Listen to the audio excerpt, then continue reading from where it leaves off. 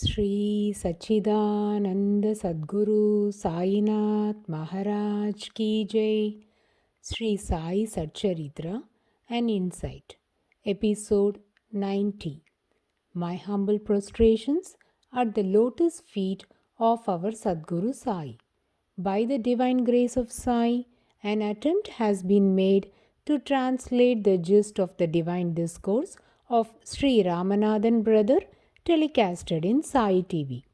This is purely done to share the glory of Sai and his divine teachings with more insight to the aspirants. Om Gurur Brahma Gurur Vishnu Gurur Devo Maheshwaraha Gurur Sakshat Parabrahmam Tasmai Shri Gurave Namaha. Devotees, we have been listening to the principles pronounced by our Sadguru Sainath Maharaj. Now, let us heed to the sixth principle as explicated by Hemat Panji in the 146th OV. Sai says, break down the wall between you and me. Then the way to approach each other will be clear and there will be no fear. The sense of duality between you and me is the wall between the Guru and the disciple. Till this wall is not demolished, the state of oneness is impossible to achieve. In this connection, let me recall the words of Lahari Mahashaya, the Guru of Swami Sri Yukteswar, that is Sri Paramahansa Yogananda's Guru. Lahari Mahashaya was the one to whom Babaji revealed the ancient science of Kriya Yoga. A yoga avatar, that is, incarnation of yoga, he was a seminal figure in the renaissance of yoga in modern India who gave instruction and blessing to countless seekers who came to him without regard to caste or creed. He was a Christ like teacher with miraculous powers, but also a family man with business responsibilities who demonstrated for the modern world how an ideally balanced life can be achieved by combining meditation with right performance of other duties. Lahari Mahashaya's life is described in Autobiography of a Yogi. Lahari Mahashaya had often written to those of his disciples who were over anxious to see him. Why come to view my flesh and bones when I am ever within range of your Kutashta, spiritual sight? Which again reasserts the words of Sainath that the God is within us, and if we give up the sense of duality, then we can see Him clearly. Further, Baba added, you put forth your best effort and work hard. I am there with a cup of milk standing right behind you, and if you don't work hard, don't expect me to be standing with a cup of milk. This declaration of Baba is not applicable to the material duties alone, but for our spiritual activities also. For instance, when a child completes his workout, immediately the mother provides a cup of milk to the child as that would rejuvenate his energy. Similarly, the Divine Mother Sai assures us that if we keep performing our spiritual endeavors, then Sai, the most compassionate, would be ever waiting right behind us to bestow the fruit of our efforts.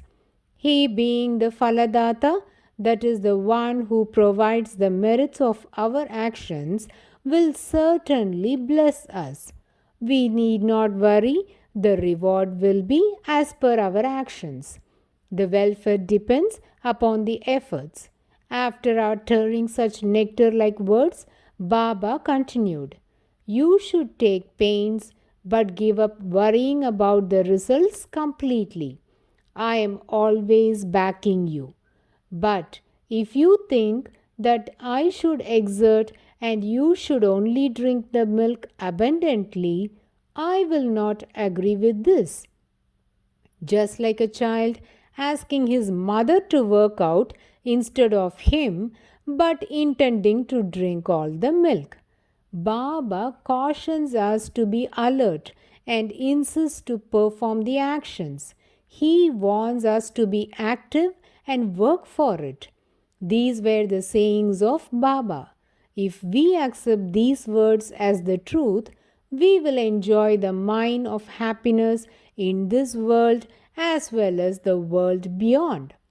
Devotees, one may possess all the riches in the world, or may be the most intellectual person on earth, or might be master of all skills, but if he doesn't put his efforts and keep his firm faith and devotion upon a guru, then he can never get the guidance of the guru nor attain the goal of his life.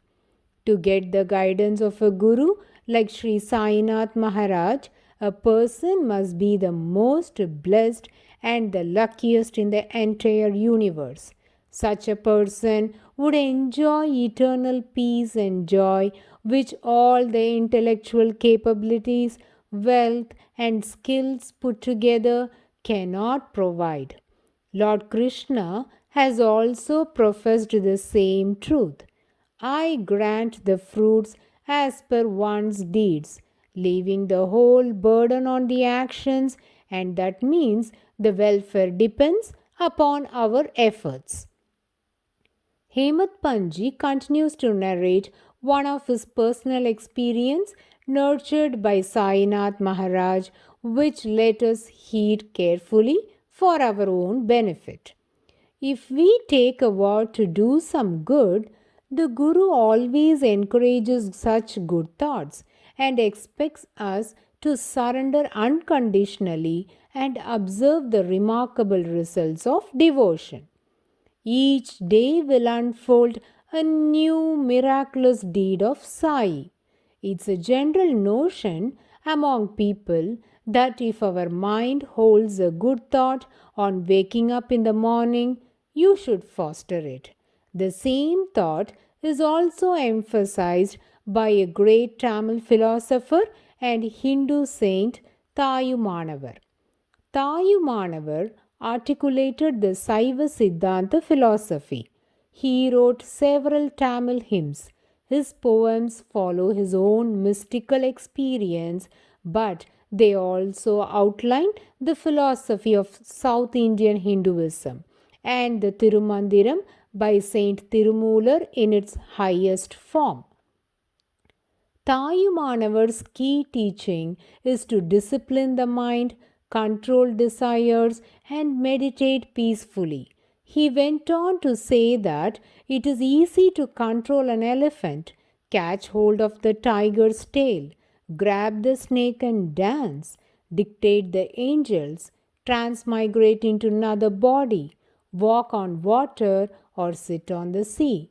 But it is more difficult to control the mind and remain quiet.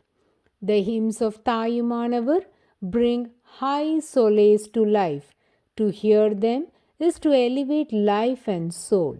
He says, பரமுனக்கென்றென்னும் பழக்கமே மாறா வரம் எனக்கு தந்தருள் என் வாழ்வே பராபரமே, which means, O Lord, grant me a boon that I would never fail to think of you and my mind would be ever engrossed in your thoughts.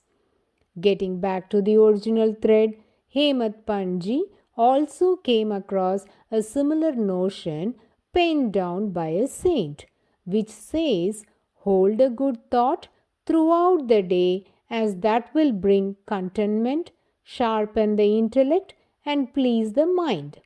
Hemat Panji decided to experiment this thought in the holy soil of Shiradi on the auspicious day, which was obviously a Thursday. He decided to chant the name of Ram continuously the whole day. So, on Wednesday night, on the bed, Until he fell asleep, he fixed his mind, chanting of the name of Ram, and engrossed it in his heart.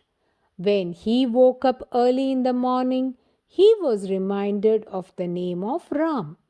When this happened, he was overjoyed by this experience and wished to continue thus. He finished his morning ablutions, plucked some flowers, and proceeded early morning towards Dwarakamai for Baba's darshan. Hemat Panji just stepped out of Dikshit Vada and was passing by Booty's Vada, which is the present Samadhi Mandir. Just then, he heard a sweet song beautifully sung by an Aurangabadkar. Since the name of the singer is unknown and he has come from Aurangabad, he is addressed as Aurangabadkar. This song also contains a strong message, hence, I would like to share the song and its meaning with all the devotees now. गुरु कृपांजन पायो मेरे by, गुरु कृपांजन पायो मेरे by, Ram बिना कुछ मानत नाही, राम बिना कुछ मानत नाही, अंदर रामा बाहर रामा, अंदर रामा बाहर रामा, सपने में देखत सीता रामा, सपने में देखत सीता रामा, जागत रामा सोवत रामा, जहाँ देखे वही पूरन कामा, एका जनार्दनी अनुभवनी का, जहाँ देखे वहाँ राम सरीका, गुरु कृपांजन पायो मेरे भाई. Ho, my brother, I have received the colorum of Guru's grace. I do not believe in any one but Ram. Within me is Ram, and without is Ram.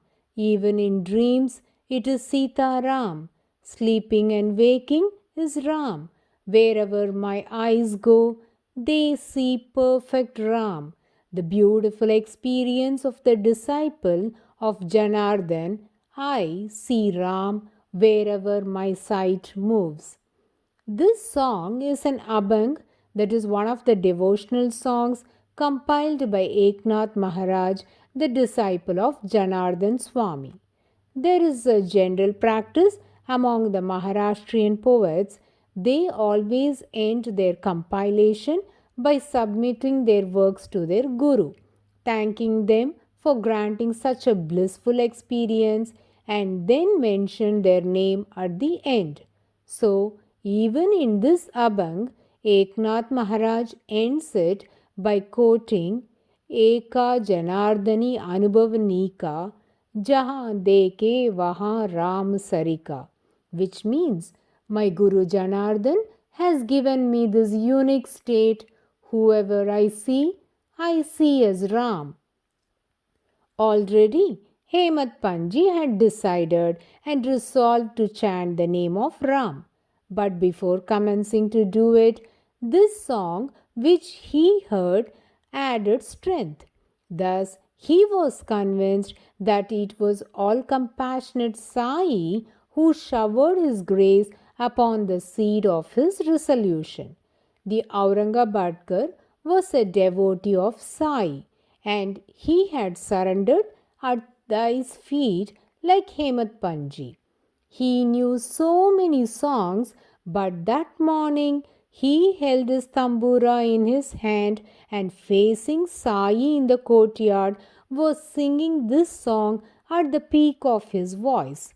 Hemat Panji had no clue why the devotee was inspired to sing this song at that time.